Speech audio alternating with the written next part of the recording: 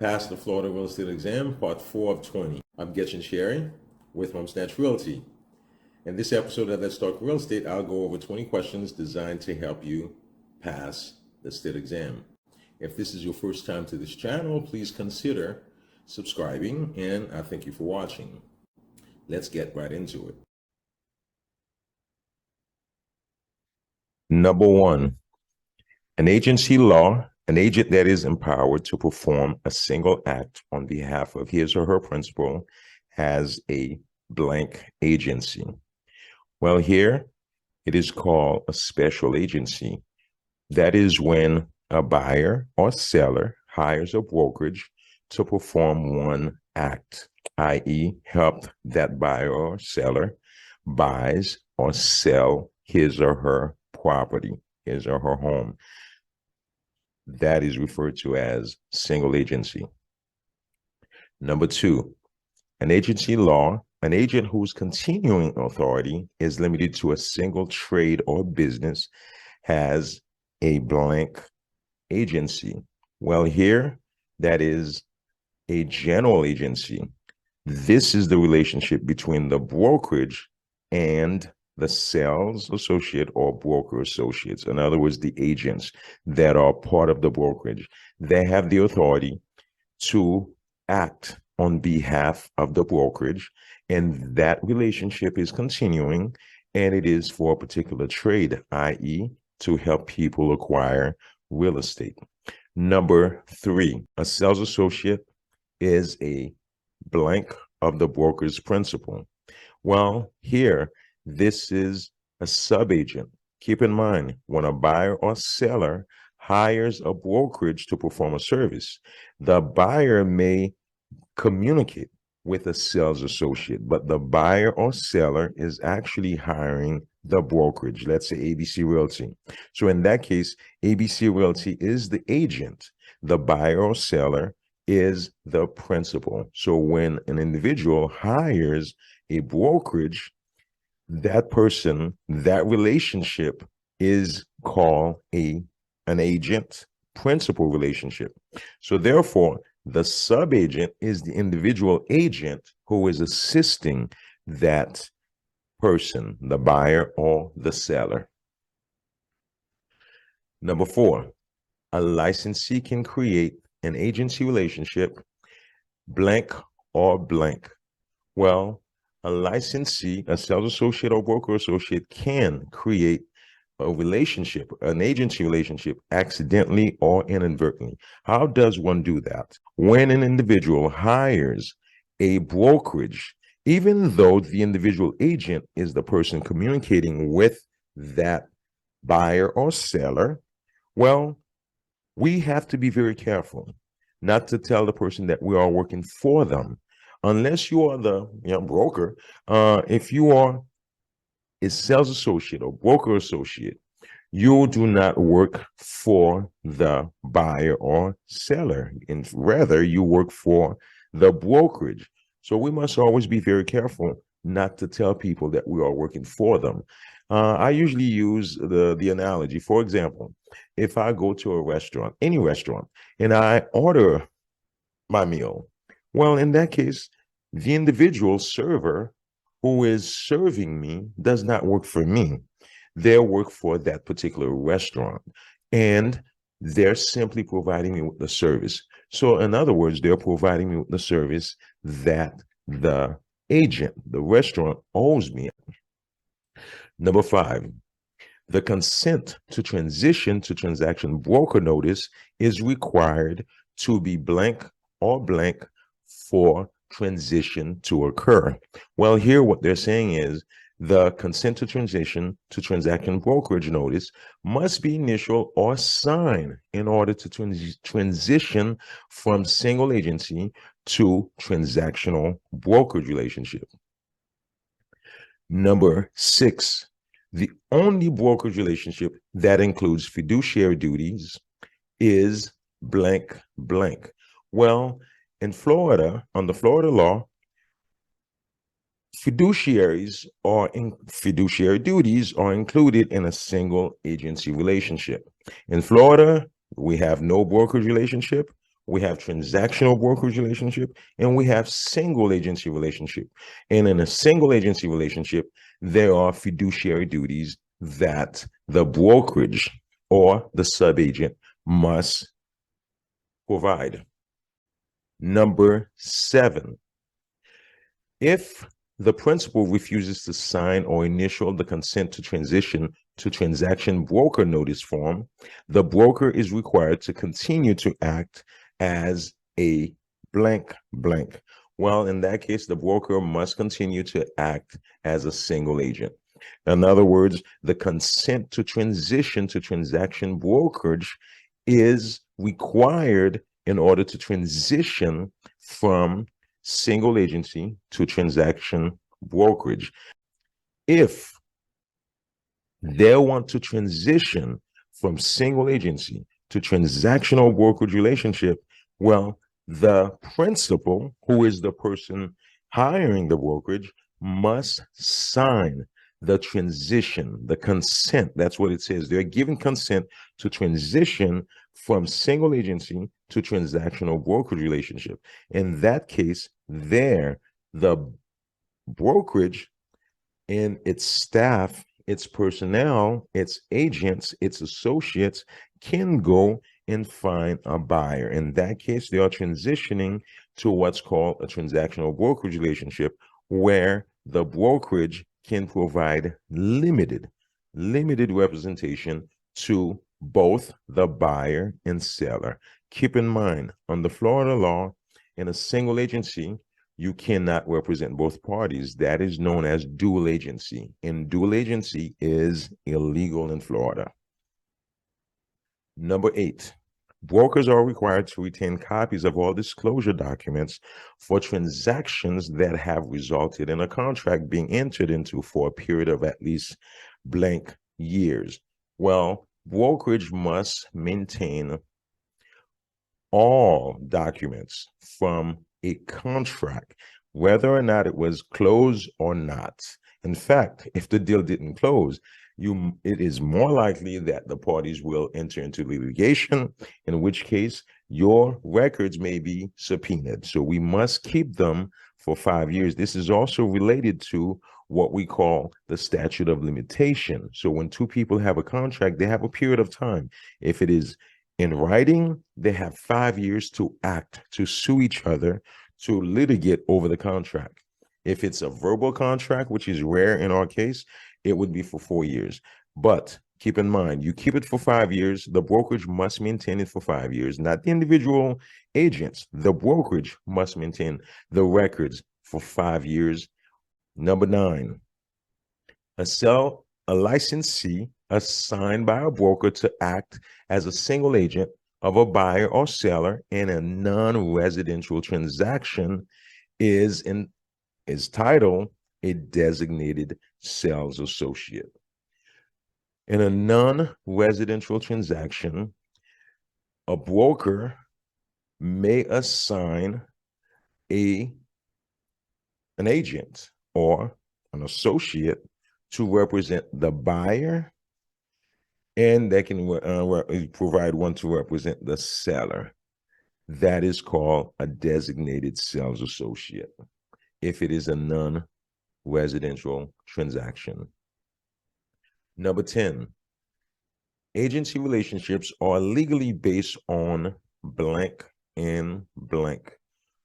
Well, agency relationships are based on trust and confidence, meaning if a person hires an agency, a brokerage, well, that is a relationship that's based in trust and confidence, meaning whatever the person said to you, they're trusting you and you must hold their confidence. You don't share anything that can adversely affect your client's negotiating position. In other words, it's similar to hiring a lawyer. If you hire a lawyer, whatever you share with that lawyer stays with that lawyer. Number 11, a broker's legal duty to the principal includes all of the following except, well, they're telling you what the duties are, but one is not.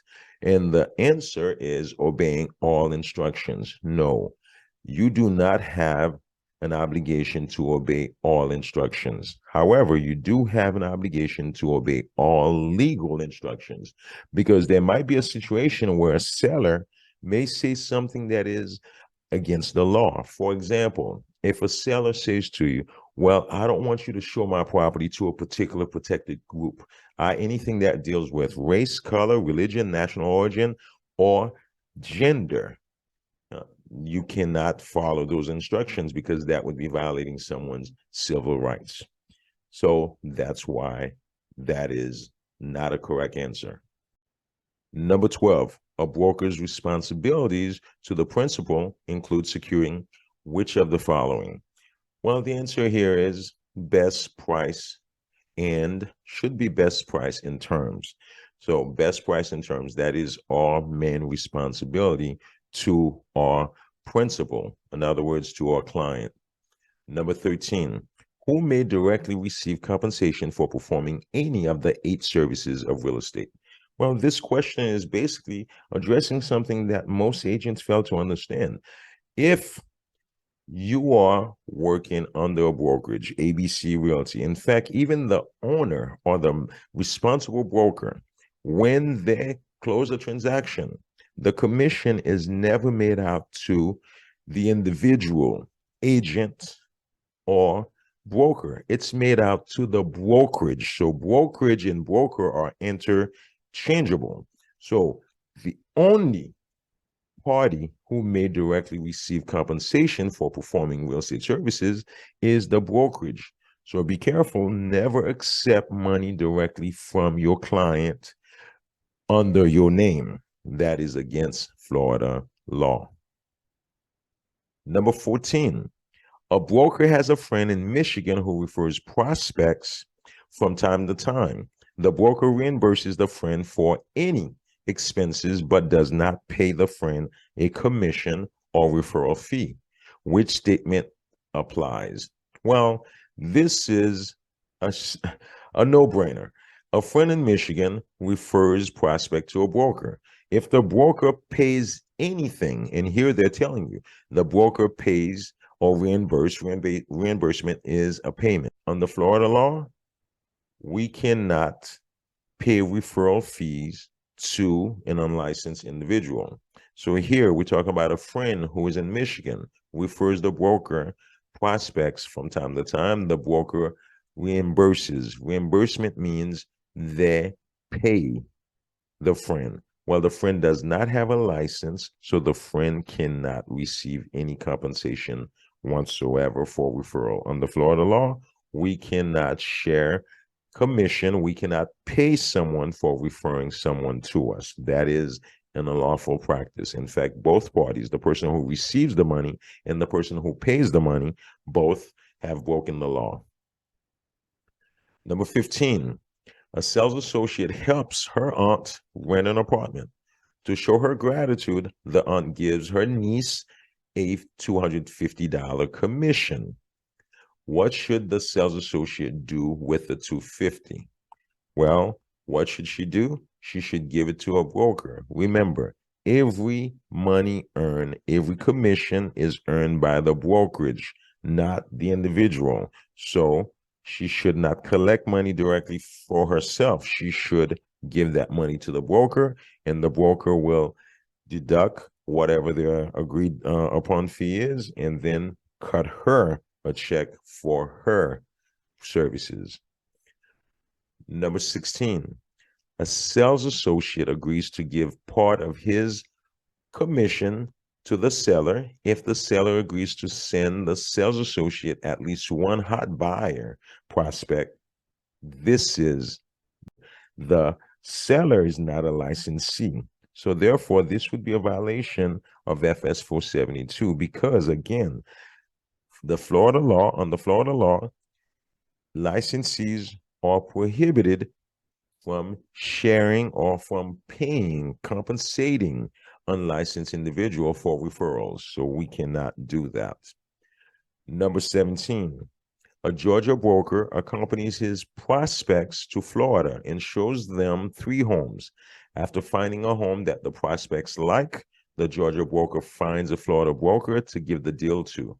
The Georgia broker requests 50% of the commission as a share for assisting in the sale.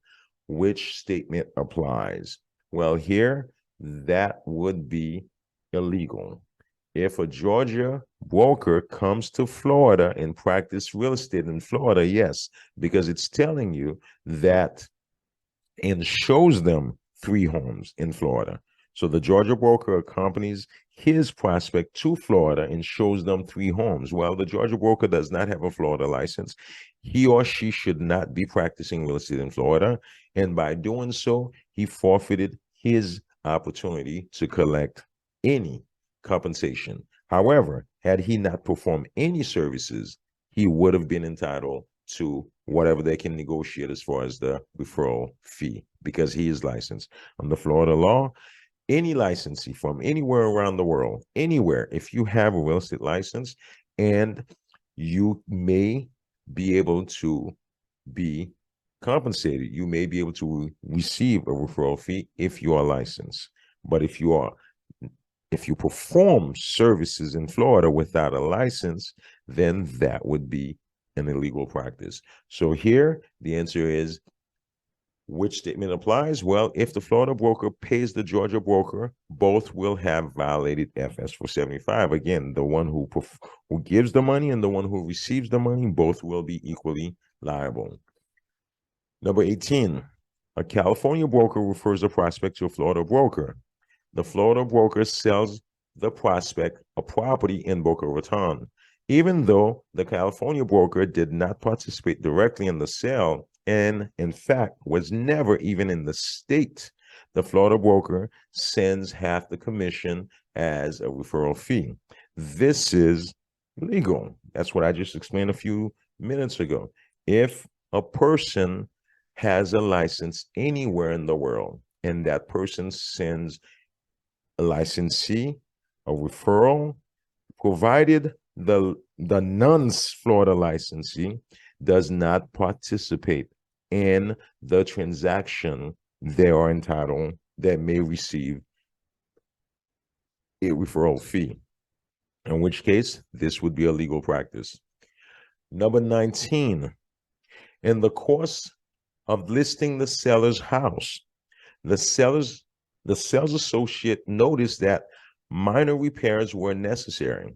The sales associate suggested that the seller use ABC Contractor, Inc. to handle the repairs. ABC forwarded the sales associate a 10% referral fee. Which statement applies?